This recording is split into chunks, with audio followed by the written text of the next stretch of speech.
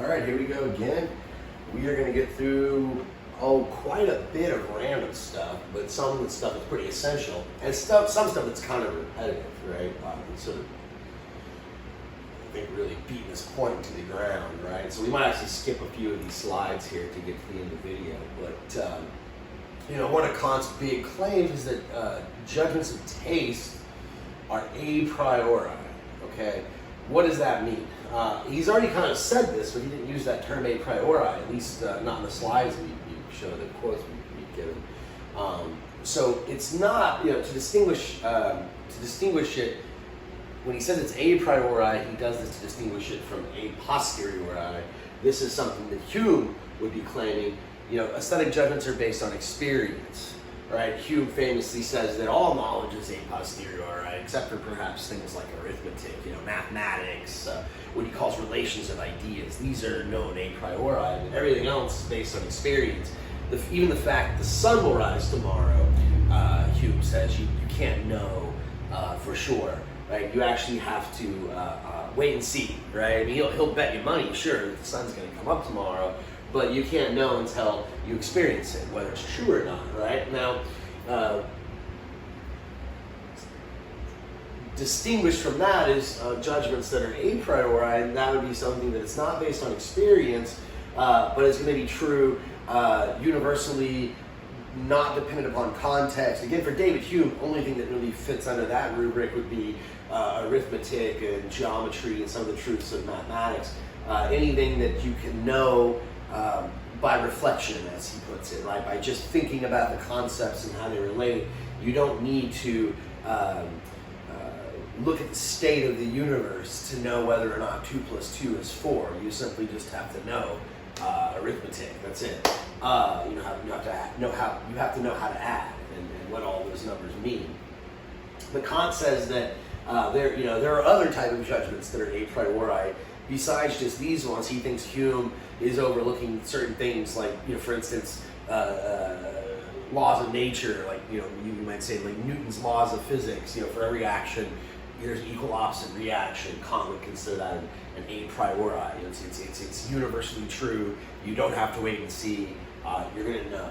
Okay. So he also thinks that moral judgments are a priori. That's a controversial claim. This is not a class in ethics, so I don't want to dive into that too much, right? But moral judgments, even though they're a priori, they're practical, right? They guide our will, right? Moral judgments, when I decide what right or wrong is, I act on it, right? But when I make a judgment of taste, it's not practical in that sense, right? Their aesthetical judgments are merely contemplative, not practical. But they're still a priori, as they're based on a universal experience in the subject, right, which we talked about in depth more in the last video. This universal experience of the excitement of the faculties of understanding and imagination due to a purposiveness of form, more specifically, a purposiveness without purpose. Again, more on that in the previous video. So, Kant thinks that for an aesthetical judgment to be pure, there are certain factors that have to be in place, okay? There are two types of aesthetics. Some are empirical, right? Those are the ones of pleasantness, right? The ones that Hume thinks are the only ones that are, right? He I guess, overlooks another type of judgment that Kant points out, not just Newton's laws, but these judgments of taste, these pure aesthetical judgments. These assert the beauty of the object or the manner of representing it. Okay, so that's different from Hume's conception of beauty, again, which is solely based on experience. Kant says, no, it's based on our faculties and the interplay of them and this universal experience that we're going to have excited by that object. So a judgment of taste is therefore pure only so far as no merely empirical satisfaction is mingled with its determining ground. Again, it's not the sensation of gratification that makes it beautiful. But this always happens if charm and emotion have any share in the judgment, by which anything is to be described as beautiful. Now he's getting into sort of the art critic here, right? When he says that if it has charm or emotion, right? So if something moves you to tears, that, and you're like, oh, that movie made me cry, it was so good. He would say, your emotion is clouding your judgment, right? Or even if it was just charming, how cute that movie, it made you feel good. If it made you feel good, that would actually detract from your ability to be objective in your subjective universality, if that makes any sense, right? So more on these pure aesthetical judgments. Okay, the sensations of colors and of tone have a right to be regarded as beautiful only insofar as they're pure. This is a determination which concerns their form and is the only element of these representations which admits with certainty of universal communicability. For we cannot assume that the quality of sensation is the same in all subjects.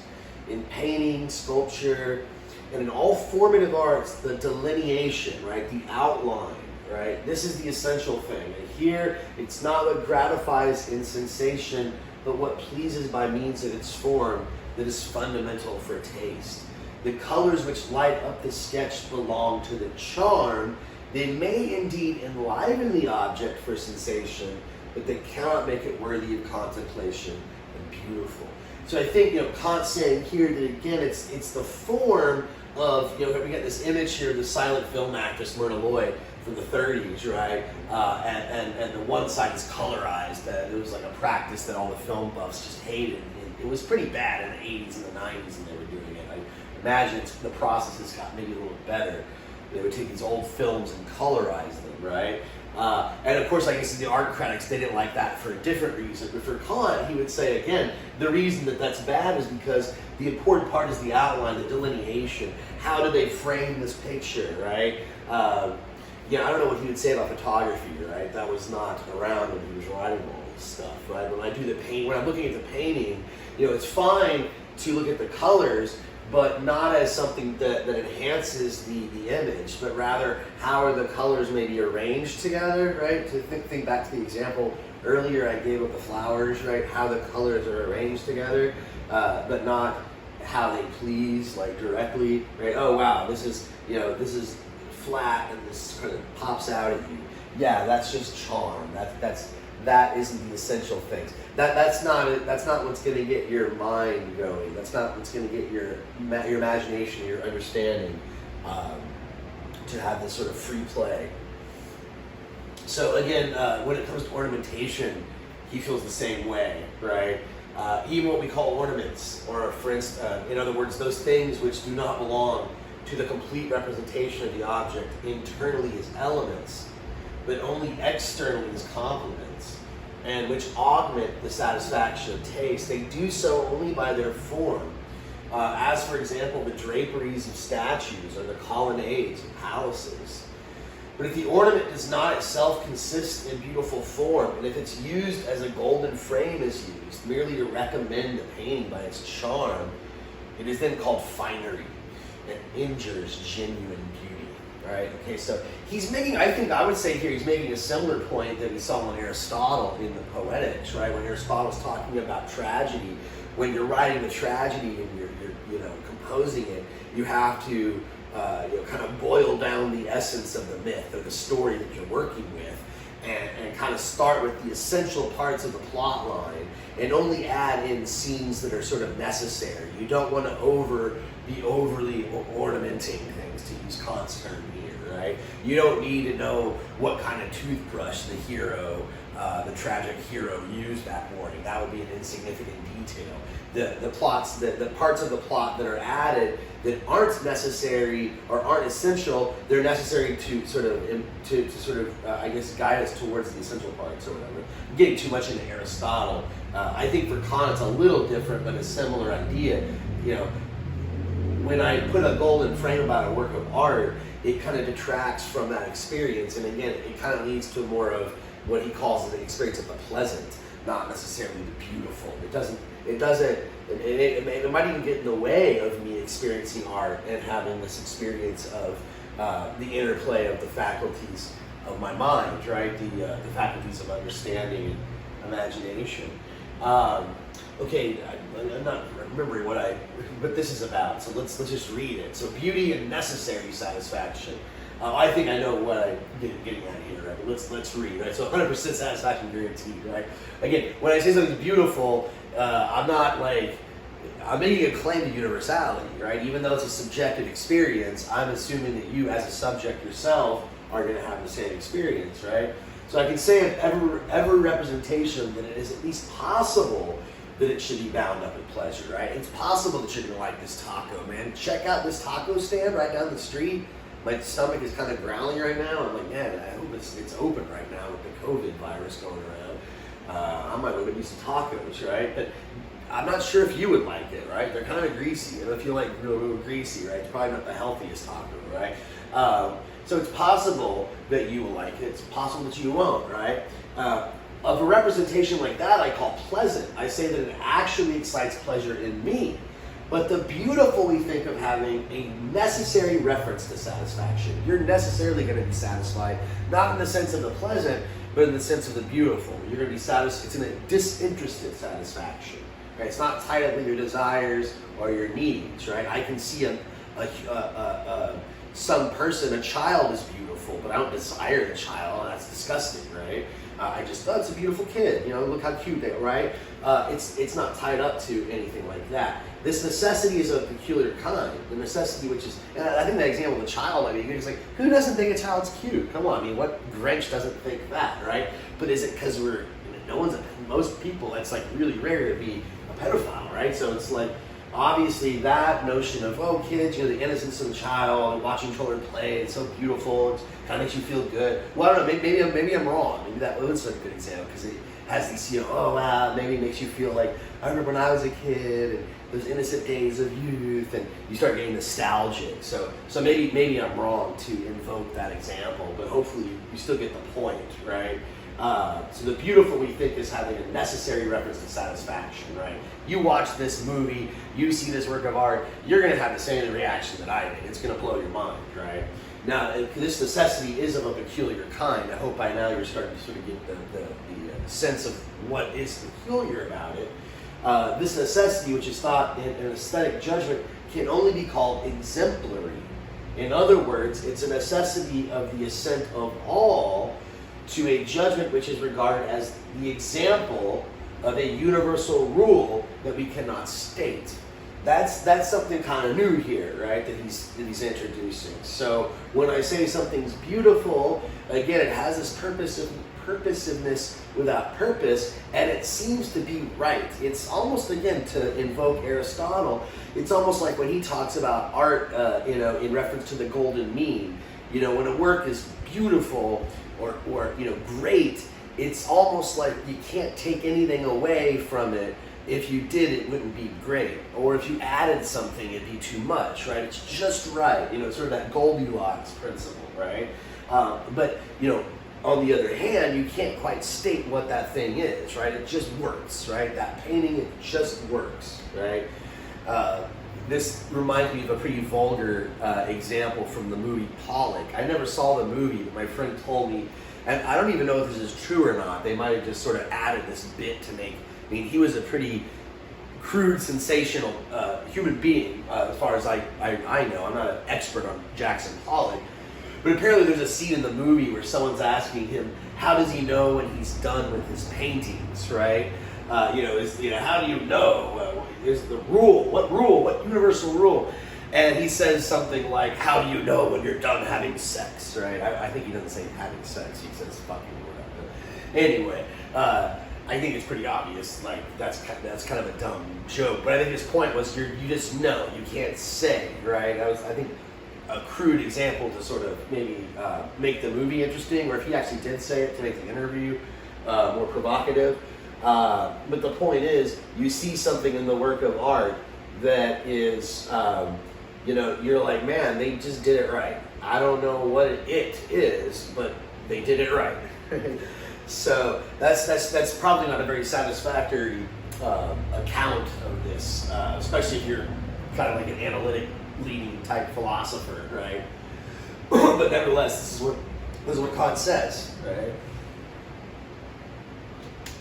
And he's not saying we're correct when we make these judgments. And, you have to sort of back off a bit and realize what he's doing here. He's talking about the nature of these judgments, and he's more or less talking about cognition and our aesthetic experience. He might be wrong about that too. We'll get to this towards the end, once we finally wrap things up with Kant. But what does he have to say about necessity? He says that, again, it's this necessary satisfaction, right? So when I say something's beautiful, it's not like when I say something is good, or something is pleasant, right? Like these tacos are pleasant. You might not like them, right? You might not like those tacos. And when I say something's good, it's based on a concept. Beautiful isn't, right? This is all recapping, right? But beautiful still, it's necessary. It's something that I assume you're necessarily going to have the same reaction to. But it's a conditioned necessity. What does that mean? Well, let's read what Kant has to say. He says, if judgments of taste had a definite objective principle, then a person who lays them down would claim an unconditioned necessity for his judgment. If they were devoid of all principle, like those of the mere taste of sense, we would not allow them in thought any necessity whatever. Hence, they must have a subjective principle which determines what pleases or displeases only by feeling, not by concepts, but yet with universal validity. So this is a very peculiar type of judgment, right? It's something that's direct, based on feeling. It's not based on concepts, right? But it's still a priori. It's not a posteriori. It's not based on experience. It has also universal validity. It is only under this presupposition that there is a common sense. Now, Kant, we're going to, excuse me, we're going to elaborate on this a little bit in the next slide, right? But he's using the word common sense in a little bit of a different way than we do, right? By which we do not understand an external sense, right? This is more, I think, what Hume is thinking of when he's writing about taste. It's an external sense. Things gratify me, things please me, they please you too. There's a kind of an agreement, not always, but there's a general agreement. Things that have a sort of enduring pleasing and agreement kind of throughout time are considered the highest works of art, right? This is a little different though. Kant's saying, no, it's not common sense that we understand as an external sense, but the effect resulting from the free play of our cognitive powers. Again, this universal reaction to beauty. When we see something we consider beautiful, what it means is understanding imagination, interplay of the mind's faculties. It is only under this presupposition, I say, that the judgment of taste can be laid down. So again, more on common sense. He doesn't need it in the sense that you might be thinking, oh, it's just commonsensical, or hey, in fact, he's very technical here, right? All judges by which we describe anything as beautiful, we allow no one to be of another opinion, without, however, grounding our judgment on concepts, but only on our feeling, which we therefore place at its basis, not as a private, but as a communal feeling. So it is based on our feeling, but it's a communal feeling. We're like, dude, this is making me feel great, but you've got to see this, right? Now, you might react to it differently based on your experiences, right? If you see a work of art, the way that your imagination reacts to it, the way your understanding reacts to it might be different, but this interplay is going to be there. It's going to make you have the same sort of interplay between the mind's faculties, right? That's what beautiful is going to have. That's the effect that beautiful is going to have on you. It's a communal feeling. We all are going to have this feeling. Now, this common sense cannot be grounded on experience. Right? It's not based on some sensation I directly experience, for it aims at justifying judgments which contain an ought. Right? You ought to like this too. If you don't have taste. It does not say that everyone will agree with my judgment, but that he ought to. Right? These are really bad examples, but they're funny, right? Again, I don't think Kant would say pizza is something that can be beautiful, right? But it's, how could you not like pizza? It's sort of like, you must be crazy. And apparently there are people out there that don't like pizza. Sorry if you're watching this video. Please don't get offended. we're going to end the video here. I'm going to pause for a minute. I'm actually going to recap everything we've covered so far. We've still got probably 2 or 3 more of these videos to go before we completely finish Kant. We've got some things to say, more things to say about the imagination and the understanding and their interaction with each other when we encounter great works of art, or things that we consider beautiful in nature as well. And we'll also talk about, Kant has an interesting theory about the artistic genius, what it means to be an artistic genius, how they are different from others who lack genius, how that relates to taste, and so on. We'll have to say that for another time. I'm going to pause it here, and I'm going to come back a little bit later in the next few videos. We're supposed to actually have some people showing up, and we'll have a couple audience members, so maybe it won't be quite as stiff, and maybe it'll be a little bit slower paced. I'll get some questions thrown in from some of my students, so hopefully that'll be interesting. Look forward to that in the next video, and I'll see you on the other side. Cheers.